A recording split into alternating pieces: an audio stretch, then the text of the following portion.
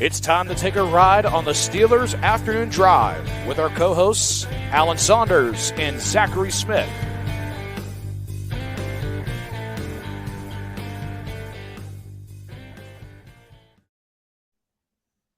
That just hits even harder after a weekend off with no Steelers Afternoon Drive, right? I mean, it just feels better. After a game day, like we've got football to talk about.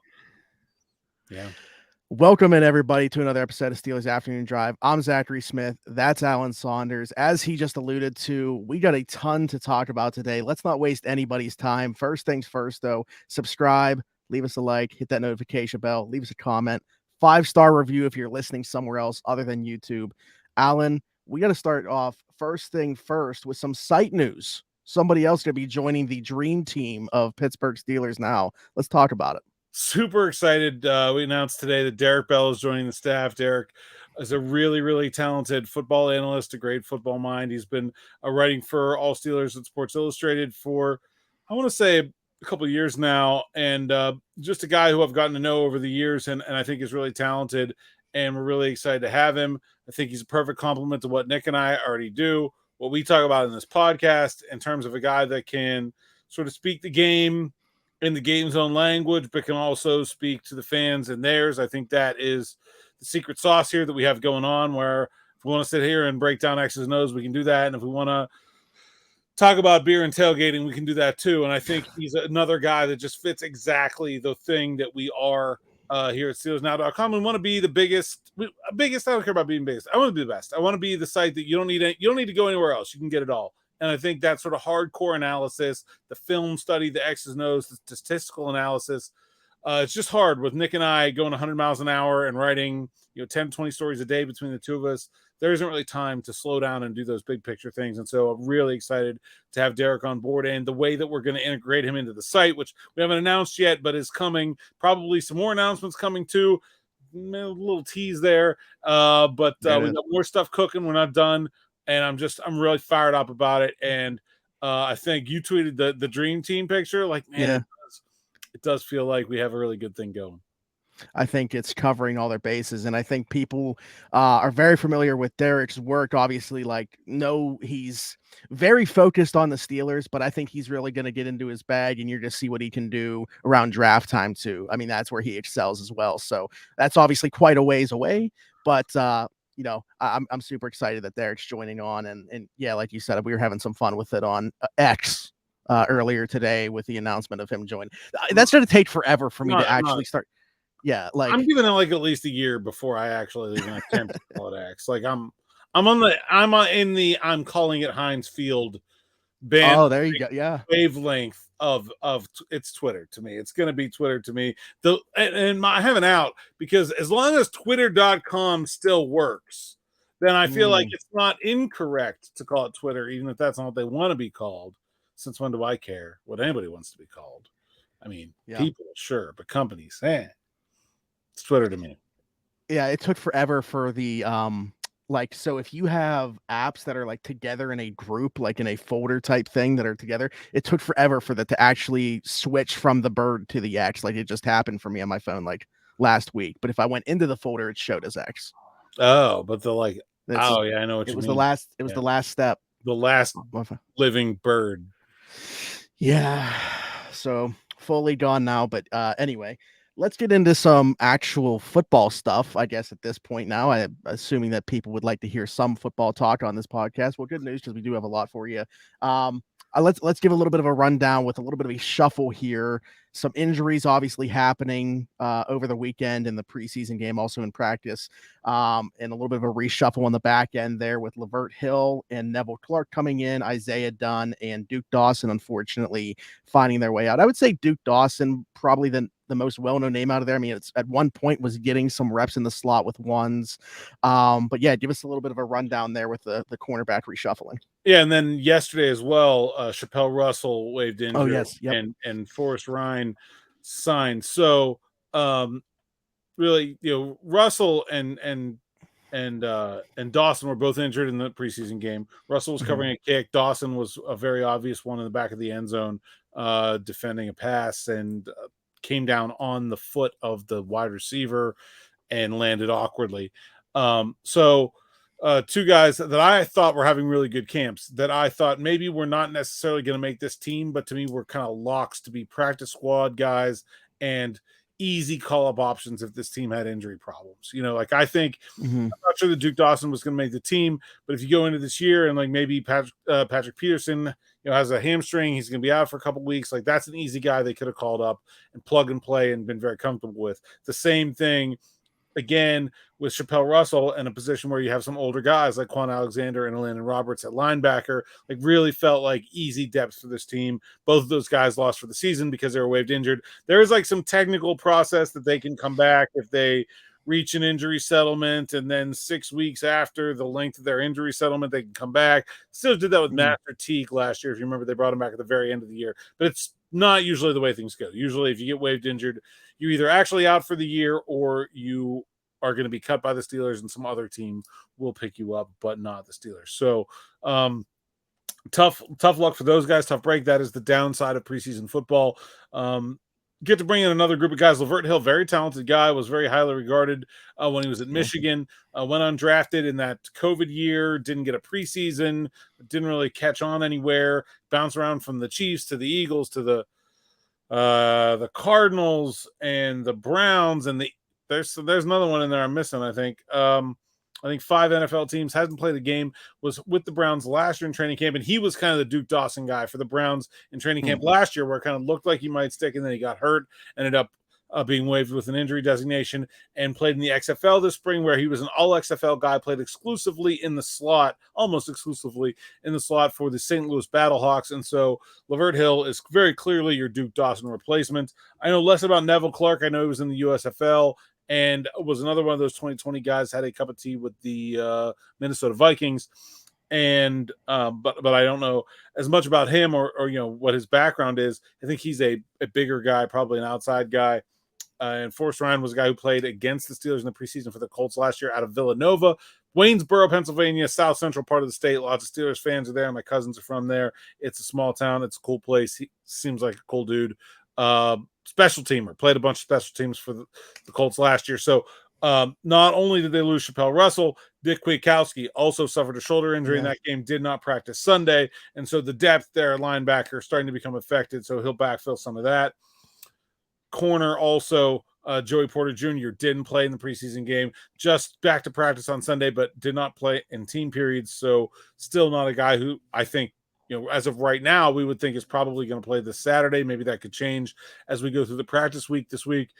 But so, looking at the, just the depth chart, and, those guys are going to have to play pretty much all three of them when we get to the second preseason game against the Buffalo Bills this Saturday. You got, you're right on all the teams that he played for. Add the San Francisco 49ers, their offseason roster. Yep. But yeah, obviously very unfortunate for those guys. I wanted to ask you about one more name that I think people saw in for a visit today, and that's Corn Elder. Do you think any of these, these signings of Lavert Hill and Neville Clark could take them out of Corn Elder? Do you think it's still a possibility that they circle back on him? I think there's a possibility that they circle back on him, but I think the fact that they've signed these guys means they're probably going to give them a chance first, and then we'll see what happens. Same thing. Remember, Quan Alexander visited like a month and a half before he signed, right? And I think that happens a lot with veteran guys, where if you leave without a deal, sometimes you never come back to it, but sometimes you do. And, it's just about opportunity and that kind of thing. Corn Elder is a more experienced guy than either of those players, and certainly I think would be someone that I would feel a little bit better about needing to play in a game right away. But maybe he doesn't want to do that. I don't know. Others, I think we should talk about the game too. Like, obviously, there's been a lot of analysis at SteelersNow.com, talked with Nick and all kinds of stuff, and got a lot of content up there. But maybe some of the things that you saw that you wanted to know about, or maybe that you feel about from that game, where was your head? Just kind of things were happening on Friday night.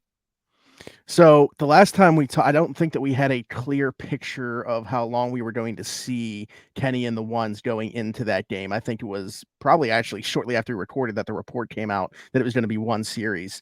And not necessarily like surprising, but in my mind, I was like, okay, is that one series unless they go like 3 and out? Like if they go 3 and out, are we going to see them for a second series, or how exactly does that work?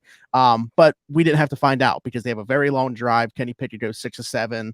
scores that touchdown. I just want to know how you were viewing that entire drive. I mean, because for me personally, I saw everything I needed to see within that one drive.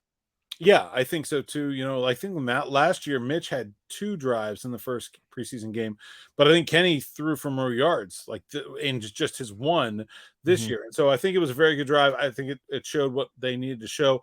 There's more to go, with that unit, and that's one of the things that was on the final word last night. They're asking me like, "Oh, what are your big takeaways?" I'm like, I don't know, it was one drive. Mike Tomlin routine plays routinely, right? Like right now, we can't call any of that routine. It was good to see, but they had some good drives last year. Like that drive does not look all that different than what they did at the end of the Raiders game and at the end of the Ravens game when they were able to move the ball down the field, usually passing, and get the ball in the end zone. But those were the only 2 times they did that over those 2 games, right? We had long stretches where they looked mediocre in between those scoring drives. So we've known they're capable of that. I think the real sign that we can say that this offense is better is them being able to do it routinely, right? And not be able to just do it once. But I don't know what more you could ask for from that drive. I mean, I guess maybe some more running. Like Najee didn't get a carry. Jaylen Warren had maybe 2, neither of which were, particularly notable. So maybe a little bit more run the ball, I think would be, something to see from this offense. But really, I don't know what more that you could want from that group. And I find it hilarious that today, JT O'Sullivan's ripping Matt Canada for that game. And I'm like, what do you want? Like, that's the best the Steelers offense has looked in since 2016. I don't know. And I guess he has a point about the play calling, but seemed like some strange timing for that one. Yeah, so we had the brief conversation about it on Twitter. I just called it Twitter. We had a brief conversation on there about it, just because I'm subscribed to his YouTube channel and I watch his stuff a lot. I've learned a lot about different passing concepts and stuff like that through his channel, and so I obviously watched the Kenny Pickett one right away, and I was like, oh, he's actually very complimentary of Pickett. It's really just those few opening calls to start that first drive that he was really ripping into, just because they're such basic calls. So I put that out there, and then you responded, we're like, well, yeah, it's the first preseason game. That's what it's going to be. And I was like, yeah, you're right on that as well. So yeah, I mean, if we're talking about them going into the first regular season game and that is how they kick off their first drive with this, then yeah, I think that there's room for criticism there. But there's no game plan. Yeah. Not all the plays are even in, and if you want to evaluate people, you've got to run plays that everybody can run. If you don't have guys that are all the way up to speed on everything, I'm sure there's stuff that was in this offense last year that they have not necessarily put in yet in this training camp, that if they told Deontay Johnson and George Pickens and Kenny Pickett to go run it, they could do it. But Allen Robinson's going to be like, I wasn't here. You can only call what you've put in and what you're comfortable with from a team perspective. And then you don't want to give away the good stuff, right? Like all the good plays, you just put those in your back pocket and you say, we'll save these for week 1. In fact, Matt Canada, genius of this in college, where he would sort of release his offense in bits and pieces throughout the year. I think that's one of the things that could be a real cogent criticism of him throughout his time as an NFL offensive coordinator, that we have not seen that same kind of progression through the year where it was like, oh, we did one thing, because they didn't have enough success, right? In order to build off success, you have to have success. You have to do something, and then you set up the next thing with the success of the first thing. Oh, we're doing this, and then they're going to think we're going to do this, and then we're going to do that, right? And so, if you remember 2016 Pitt, their opener, they played Villanova. Was Forrest Ryan on that Villanova team? Maybe. They played Villanova. They ran inside zone 38 times. It was the most basic offense of all time. And then they get to Penn State, and they're running inside zone, and they're handing the jet instead of inside zone. And there's 10 Penn State guys crashing the inside zone, and Quadri Henderson just running rampant through the secondary of what was a far better team. And that's good offense, right? That's the way you're supposed to do it. And so, yeah, I'm sure they want to put basic stuff on paper right now, on tape. Everybody's going to watch these games. They have enough new to this offense that it's worthwhile to watch their preseason games. They don't want to put new out there. They want to look as basic and as boring as they possibly can. So, And everybody does that. It's not like that's a Steelers thing. Like, what did Tampa run that was super interesting to you? Nothing. I don't know. It was like half of the old Browns playbook from Baker Mayfield. Like, it didn't look like anything we haven't seen before. That's for sure.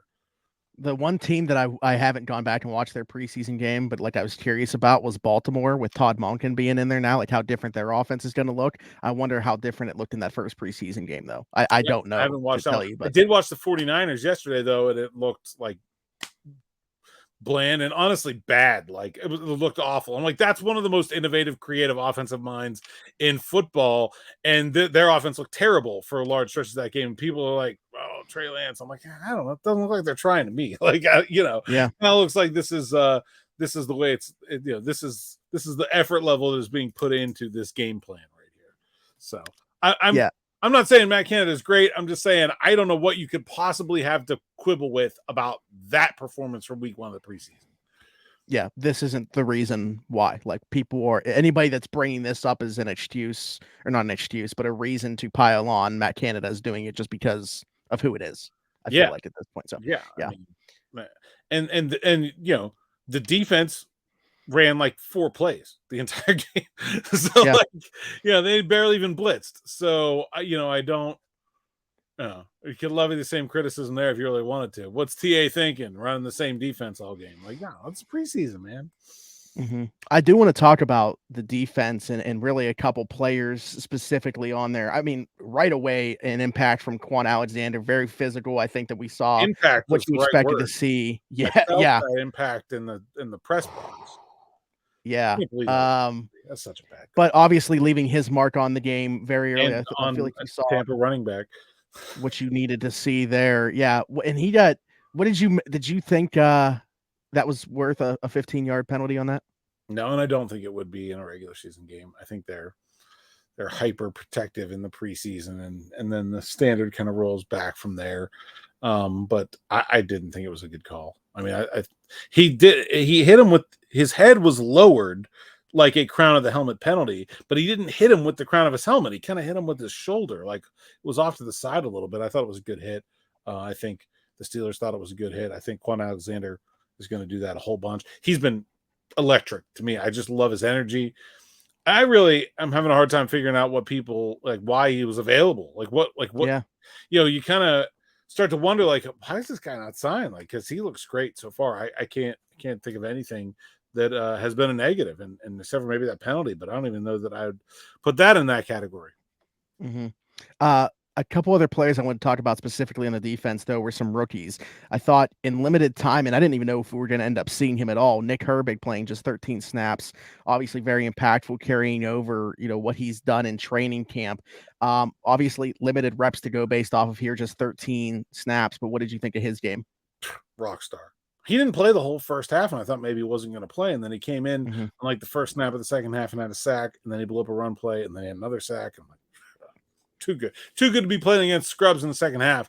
And but the other, I had a friend of mine ask me, he's like, hey, is this, what was with this guy? Is he really this good? And I'm like, that was not stiff competition that he was facing right there, but he's been roughing up the Steelers offensive line all training camp.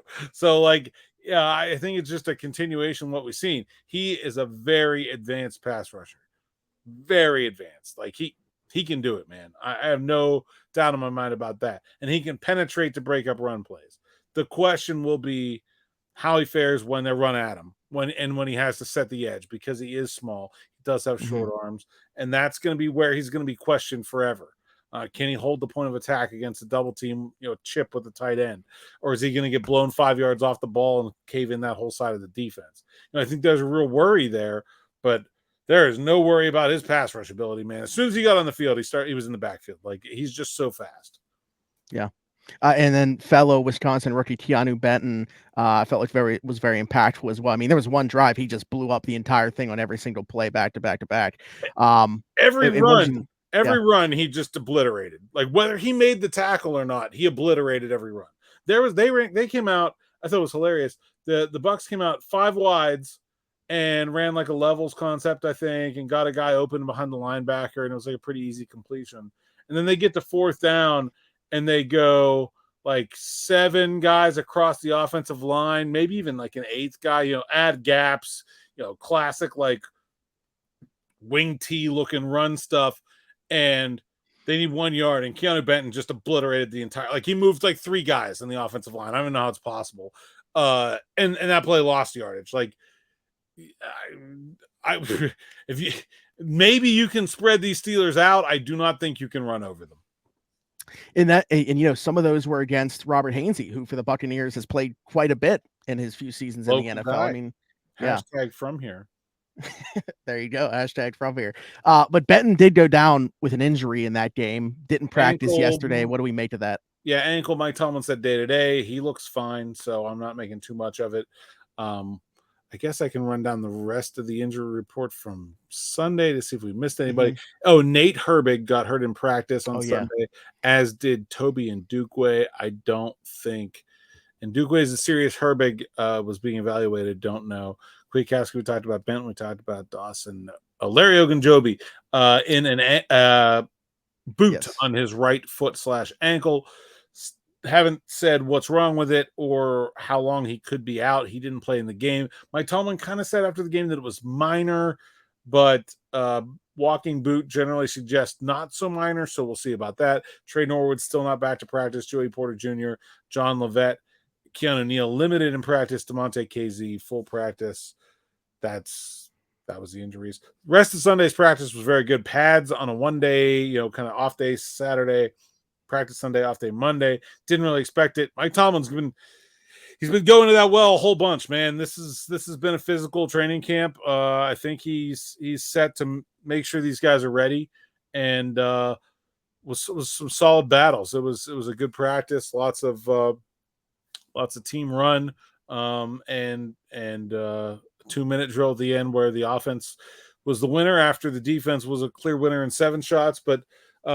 James Pierre is a guy that I think I want to talk about because his arc throughout the weekend, played a lot in that preseason game, and played a lot is generally like not a bad thing. When you're a depth guy, like you kind of want those reps. Results, not so good. Got beat for the touchdown, got thrown a lot of completions. And his defensive coordinator said before practice on Sunday, like, hey, we don't really know what we have in this guy still. Like, is he our 4th corner? Is he a depth guy that just covers kickoffs? Like, it's somewhere in between there. And I thought he really responded to that with a really good practice on Sunday. Had a great interception, broke on a route, and jumped up and over Calvin Austin to make the catch. And I thought he looked really good out there. So he's been a guy that I think has been his entire career inconsistent. I think that's probably the thing that has held him back. He will at some point need to find that consistent level where he does not have those bad days, those bad reps, to go along with what I think has been a lot of good over his time. There's been plenty of games where he's been solid, but Friday was not one of them. And he's got to test this Saturday, man, because looks like Josh Allen is going to play for the Bills, at least some. So expecting this secondary that's been very beaten up with injury. We're talking about turning over a couple roster spots in it, talking about James Pierre kind of struggling. They're going to be under the microscope on Saturday at Acrisure Stadium. It's interesting because, like, I remember when we talked about James Pierre before, like, I just feel like he's a good guy to have on the roster, and maybe it is just inconsistent, and that's the right word for it, as opposed to like me just thinking that it's always when his back is against the wall, it seems like this guy is like really fighting for his life. That's when he ends up playing his best. I mean, a guy that played like 38 snaps in 2020, then ends up with a starting job in 21 because they moved on from Nelson, and he ended up starting on the boundary, wasn't very good, got replaced, and then, kind of was in that spot until 2022. They have to call upon him in a Tampa Bay game where he plays 100% of the snaps and has like his best game to date. And so it's just like, that just seems to be the guy that he is. But obviously we'll see how he answers the bell now, going from Friday to a really good practice on Sunday. Hopefully it transfers over to this weekend against Buffalo. Yeah. I think that's definitely one of the big things to watch this week. And in this week of practice is how those DBs shake out coming into this one. We'll see more KZ. I'm sure about that. Yeah. I don't know. I would expect him to play at this point. I don't know about Neal. I would kind of be doubtful about Norwood. I don't know about Porter, So maybe some of them come back, but there's going to be a lot of guys out there that are going to be needing good results from that game. How about the vets that we didn't see in the first game in game 2? Do you think that we see that? I would expect that we will see almost everyone in game 2 unless somebody is not healthy. I think Cam Hayward's had an illness. He wasn't in practice on Sunday after not playing on Friday, so maybe not him. But like TJ, like we didn't see him. I think he'll play. Patrick Peterson, I think he'll play. Minka Fitzpatrick, I think he'll play. I think those guys will play at least a little bit. How much, probably like one drive or so. You're not going to see a ton of those. But I do think we will see most of the starters in this game. Okay. Another guy like Pierre that played a ton in the preseason game was Broderick Jones, and pretty mixed bag of results there in that preseason game. So I don't know if we want to start with his performance in the preseason game and then segue that to what he looked like in Sunday's game, but I think that's probably the route to take here.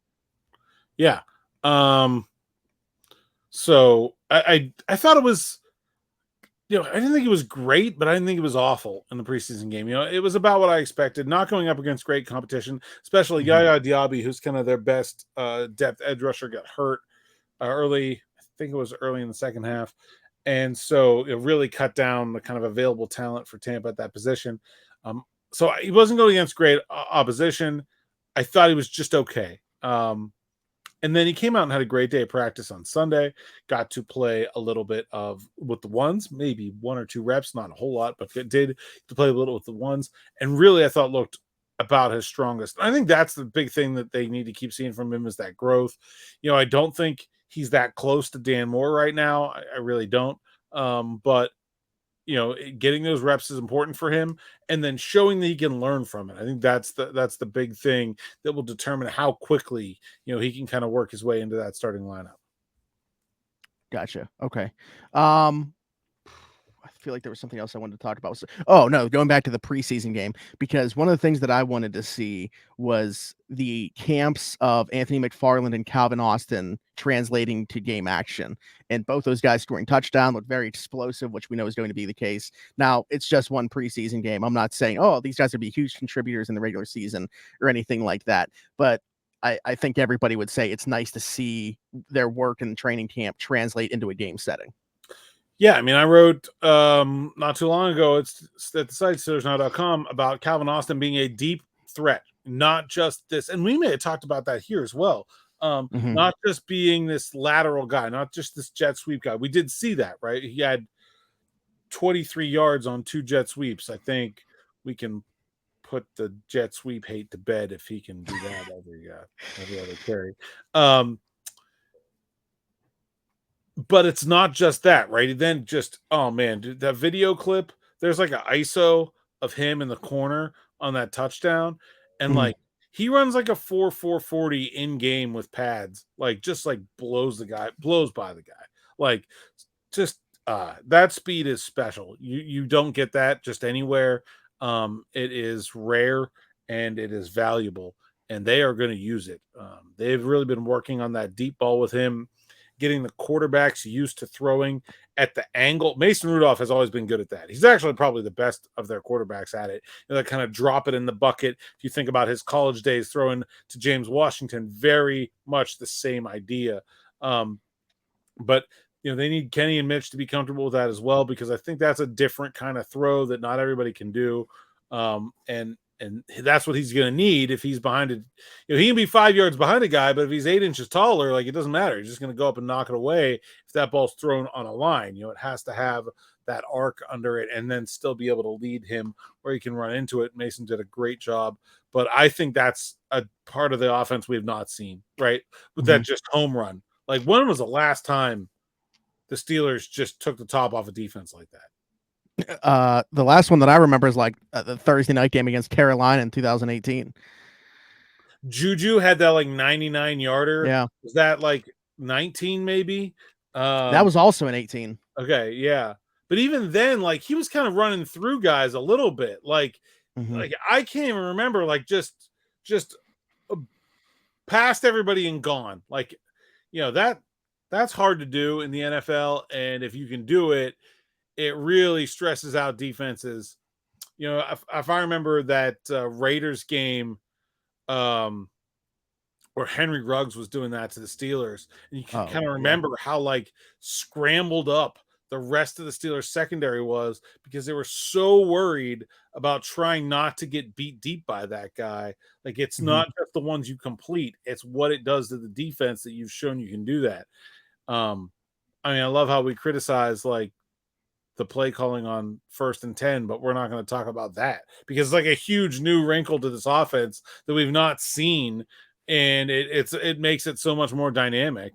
And I think probably that's a little bit more meaningful than the play call on 1st and 10 in the first quarter of the first preseason game. Yeah, I do have one thing from the YouTube here, but I wanted to bring up something I forgot. I should have brought this up when we were just talking about Broderick a second ago. You mentioned that he was getting time with the ones, and we were seeing Dan Moore get some work on the right side. I remember I brought up on here like a couple weeks ago that somebody had mentioned the idea of that to me, and we were like, probably having this conversation a year too early. But did it surprise you at all to see that in camp? You know that, and I don't even know how many reps we're talking about that he got with the ones and One, Dan. Oh, maybe. okay. Okay. Maybe like 2 reps with Jones with the ones and maybe one of those with Moore at right tackle.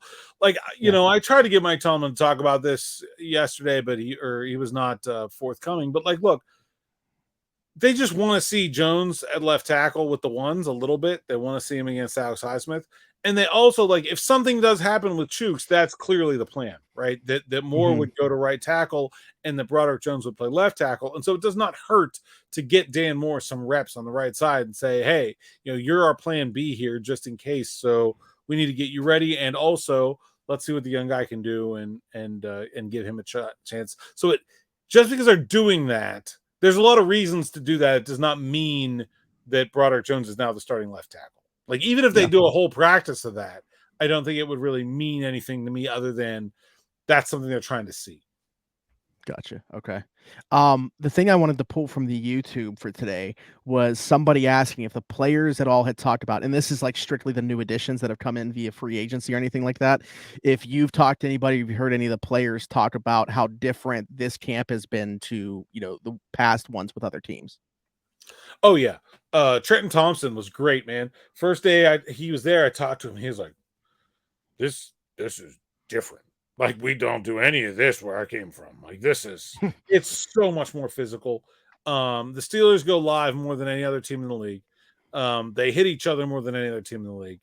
It is the closest thing to, you know, it's so funny because like I do think, and we've talked about this here before, that a lot of Steelers fans are not necessarily like NFL fans. They're like Yeah. casual football fans and hardcore Steelers fans, if that makes sense, right? Where they're not necessarily like aware of what every other team is doing. And I think a lot of those people just compare this Steelers team to what old Steelers teams were like. And they're like, oh, well, you know, Steelers were out here full pads all day, 2 days, 3 days sometimes, you know, and like 4 hours a day for Chuck Noll hitting each other. And like, so the Steelers now are just soft. And like the Steelers now are the hardest hitting team in the NFL in practice. Like they go harder than anybody else. It's not even really close as far as I'm aware in terms of how much they hit each other in practice and training camp. And I think people that only compare the Steelers to the past Steelers and not to their contemporaries lose a lot of that context where, you know, the Steelers hit each other basically as much as they're allowed to. And there are very few soft days in a Mike Tomlin training camp. It is extremely physical. There you go. You hear that, everybody? Let up. There's not much let up at training camp, so you can let up on the Steelers for being soft. Yeah, I mean, I think it's, you know, I just think this is another one that is one of my all-time favorites. Is there was a meme going around like the NFL circles on, I'm still calling it Twitter. It was like, who's the worst head coach you've ever had to live through as an NFL fan? And like one of the things I try to explain to people from out of town is like, why are Steelers fans so hard on Mike Tomlin? Like, because the answer is Mike Tomlin, unless you're 88. Like he's the worst coach the Steelers have had in my lifetime. The period. Like it's not even, probably not that close. Like he's also probably going to be in the Hall of Fame, but he's the worst. Like, and so, he does not get compared to John Harbaugh and Pete Carroll. He gets compared to Bill Cowher and Chuck Noll, and he's not as good as those guys. And so people are very hard on him. But he's every bit as good as his actual contemporaries, which is a very interesting dynamic. Yeah. Well, I mean, when you lay it out like that, Steelers fans have been blessed. That's all we can say. Yeah, Steelers fans had no business participating in that meme. Let's just say that, right? Like, Steelers fans haven't suffered through anything ever. Unless you're around for Buddy Parker in the 60s. That was the last time. Which I wasn't. Unlike my hairline might suggest, I was not around for those days. So, another great episode, Alan. Unless you got anything else to add here, other than where the people can find you. I mean, at @Saunders_PGH on Twitter. It's still Twitter. At PGH Steelers Now is the site. At PGH Steelers Now on YouTube. SteelersNow.com. That's where my work is. That's where Nick's work is. That's where Derrick Bell's work is gonna be. And let's have Derrick on sometime, even if it's for maybe like 10 minutes this week. Yeah, let's get him on. I'll get with him. I'll get a schedule. Let's get Derrick on. Can we squeeze like a third box? Like, wait, like just put him here. Yeah. Let's do that. And the layout will be different, but yeah, okay. We can make it work. All right, yeah. Let's get DB on here and share him with the people. Absolutely. Most of the people probably know him, but yeah, it'd be great to get him on here. You can find me at Zachary Smith PGH, and you can find both of us on Twitter. And this week, this is going to be a big week. I'm putting it out there right now. We want those Steelers rides. Like, this is the week for it to happen. Are you coming to the preseason game? I won't be there. Nope. Okay. All right. We've got to get somebody to just like go parking lot combing at this point, I think. Yeah. I we need to go meet the rides where they live, which is like Gold Lot 10 a.m. before a night preseason game. I do have one complaint as a Steelers fan, and specifically as a season ticket holder, is you can't opt out of getting preseason tickets. Like, I have to pay for them. That's NFL wide. That's not the Steelers. See, again. Yeah. Well, there you go. All right. But we'll be back again tomorrow for another episode of Steelers Afternoon Drive. I actually have a practice to talk about tomorrow. A lot of great stuff on this episode, though, recapping a lot of things. Find us right here, subscribe, hit that notification bell so you know when we post another video, when Nick's camp reports, any other content that will be on the channel. Leave us a 5-star review if you're listening somewhere else. You can find us on all audio platforms as well. For Alan Saunders, I'm Zachary Smith, and we'll see you again tomorrow. Bye-bye.